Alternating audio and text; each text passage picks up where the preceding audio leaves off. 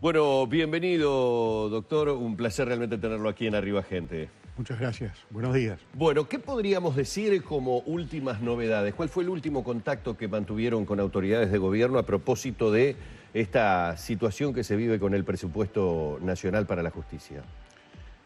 En realidad no con autoridades de gobierno, sino que en el día de ayer la Suprema Corte de Justicia fue convocada por la Comisión de Presupuestos del Senado, fue a exponer su proyecto de presupuesto.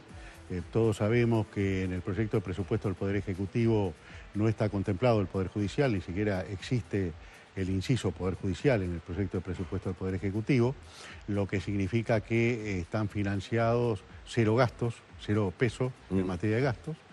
Y hay un proyecto del Poder Judicial que está a consideración también del Parlamento, pero con la característica que por nuestro régimen presupuestal, a los efectos de poder asignar algún fondo al Poder Presupuestal, al Poder Judicial, sí, el Parlamento tiene que redistribuir fondos asignados a otros incisos. Ustedes pedían 3.500 millones de pesos, que es bastante más que cero. Bien, nosotros pedíamos, establecimos cuando elaboramos el presupuesto, que el presente presupuesto tenía dos condiciones especiales. Uno era el conflicto que se está prolongando desde el año 2010 vinculado a un tema de equiparación salarial, y el otro era la puesta en funcionamiento del Código del Proceso Penal. Eso derivó en que esas circunstancias especiales hicieron que este proyecto de presupuesto estuviera especialmente inflado, digamos así. La realidad ha demostrado que el gobierno por el momento no ha demostrado ninguna línea de trabajo en cuanto a solucionar el conflicto, y que respecto al Código del Proceso Penal aparentemente se ha enviado al Poder Legislativo un proyecto de ley que pone parcialmente en funcionamiento el Código del Proceso Penal para todo el país, pero no hace efectivas las audiencias orales y públicas, tal como estaba previsto en el proyecto aprobado. Y entonces se piensa que con eso se va a poder implementar un sistema acusatorio sin gastos, cosa que desde ya decimos que es absolutamente imposible. El Poder Judicial no puede aplicar ese proyecto de reforma al Poder Ejecutivo sin gastos. Se lo hemos hecho saber en la Comisión de Constitución del Senado, para el cual fuimos convocados hace unos 15 días. Ahora, la realidad es la siguiente. En esta proyección presupuestal de cero peso, porque en realidad es una proyección presupuestal de cero peso, es decir, quedamos con que los gastos de funcionamiento y los gastos de suministros y las inversiones quedan congeladas al año 2010, más eventuales refuerzos de partida que se puedan hacer. Nosotros, en el presupuesto anterior, teníamos una participación en el total del gasto del Estado, sumados gastos más inversiones, en el total del gasto presupuestal, del 1,14%. ¿Sí? El Poder Legislativo tenía una participación del 1,25%. O sea que, con sede en un solo lugar del país y con características especiales, tiene un presupuesto mayor que el del Poder Judicial. Y si pasa adelante sin previsión de gastos la proyección actual, bajaríamos al 0,8% del gasto total presupuestal. Lo que significa esto una rebaja presupuestal. Y para que los oyentes lo entiendan de una manera muy práctica, la situación es la siguiente: que usted viviendo en el Uruguay del 2015, mejor dicho, va a ser el Uruguay de enero del 2016, cuando va a empezar a regir este presupuesto, usted se tiene que manejar con la misma cantidad de dinero con que se manejaba, porque es el valor de los créditos del año 2010. En el medio ha habido una inflación de más del 40%.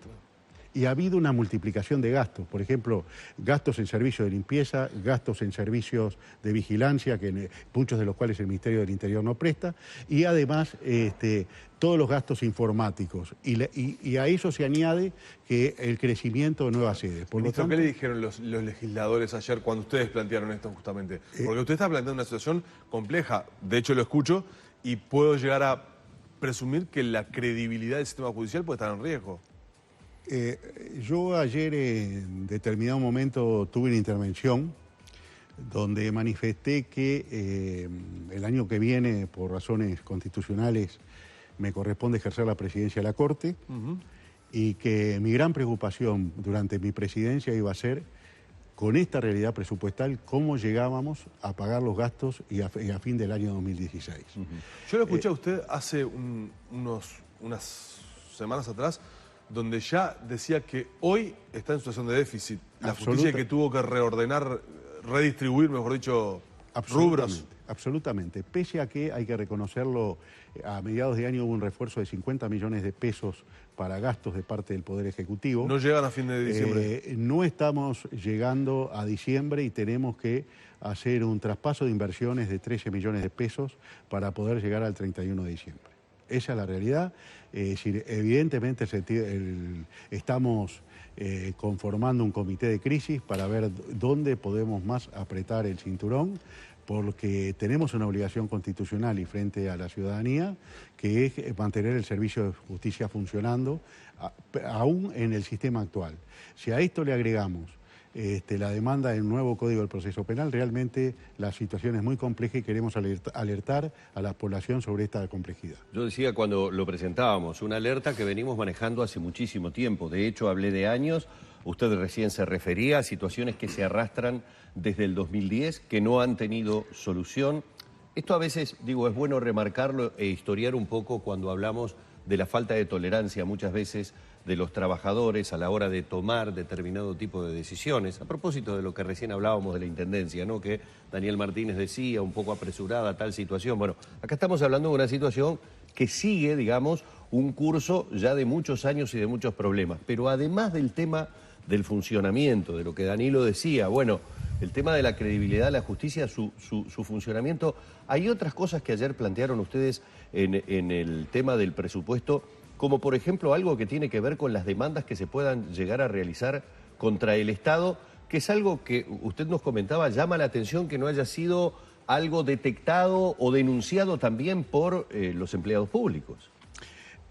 Bueno, brevemente, es cierto, hay un conflicto salarial a nivel del Poder Judicial que viene desde el año 2010, cuando se aprobó el proyecto de presupuesto, por una equiparación entre el sueldo de ministro de Estado al sueldo de senador, lo que arrastra por el artículo 85 de la ley 15.750 a los ministros de la Corte y correlativamente a todos los sectores judiciales.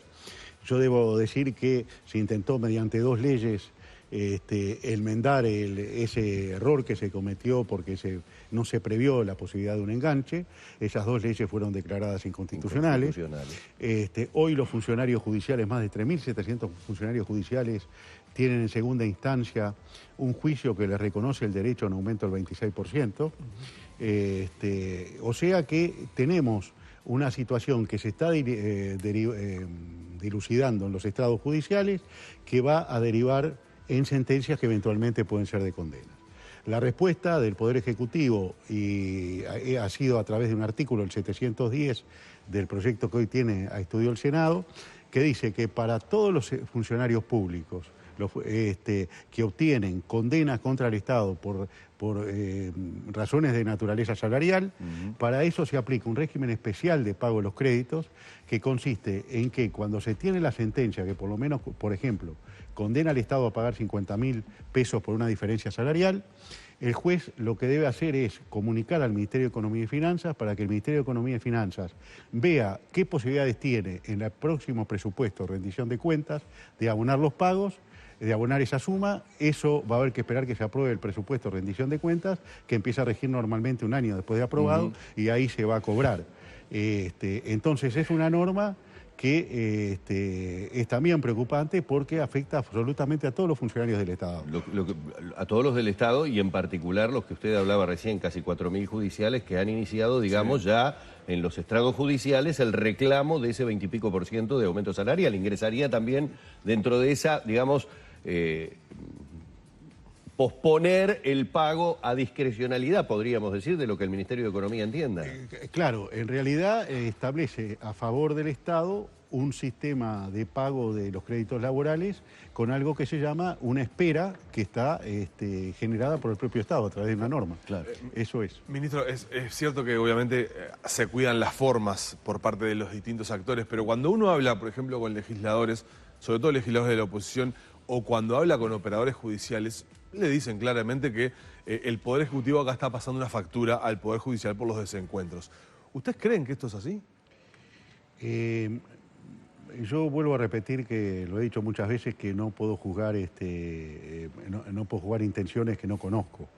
Lo que sí digo que tenemos un conflicto salarial respecto al cual no se está conversando hace bastante tiempo, es decir, sobre recordemos que hay una ley, la 19.310, que crea como una vía de solución un aumento del 8% más el pago de 3 salarios, determinadas condiciones por retroactividades generadas. Esa ley fue impugnada en inconstitucionalidad. Esa inconstitucionalidad está hoy a estudio. El presidente de la República dice que él no va a reglamentar esta ley, o sea, no va a pagar ese aumento hasta tanto no se resuelva la cuestión de inconstitucionalidad. Sí. Y estamos en una vía muerta. Yo pienso, perdón que redondeo. Y estamos en una vía muerta. Y yo creo que ese conflicto, esa imposibilidad de diálogo alrededor del conflicto, es lo que está de alguna manera contaminando toda esta problemática. Ustedes han pedido una entrevista a Vázquez que no los recibió todavía. Nosotros tuvimos una entrevista con el presidente Vázquez en marzo de este año, sí. Apenas él había asumido, a pedido nuestro. Esa entrevista fue en un tono muy abierto, muy bueno. Él se comprometió a entregarnos una solución, que quería estudiar la situación y entregar una solución en la semana después de Semana de Turismo. Y de ahí para adelante no hemos tenido respuesta. ¿No tienen diálogo hoy? Hoy no hemos tenido diálogo, sí hemos tenido diálogo, hemos tenido una entrevista con el señor vicepresidente de la República, el señor Sendik, que recibió nuestra preocupación. Él nos dijo que le preocupaba realmente la situación y que entendía que estando el presupuesto a consideración del Parlamento era una buena oportunidad para abrir el diálogo, pero estamos esperando los resultados. Quiero agregar que ayer en la reunión que hubo en el Senado, algún legislador del Frente Amplio del Partido de Gobierno manifestó su preocupación por esta temática. Yo diría más de uno manifestaron su preocupación por esta temática y la apertura al diálogo en las condiciones en las cuales se está emitiendo este presupuesto. Bueno, una puerta de esperanza, por lo menos, pero un problema sin duda complejo del que habría mucho para tratar, pero que ha sido más que amable, Pérez Manriquén, venir hoy hasta aquí, hasta arriba, gente, por lo menos para mantenernos y mantener a la audiencia informada de una situación que va a ser de difícil dilucidación, por lo que Déjame un sí o un no, sí, antes del final. El tema ley de medios, ¿sale este año o no? No. Perfecto. Quería un sí, año que viene. Ya lo tuvo, 3 no le dio. Gracias, doctor. Ojalá pudiera haber dicho un sí. Bueno, vamos con el cierre de esta entrevista.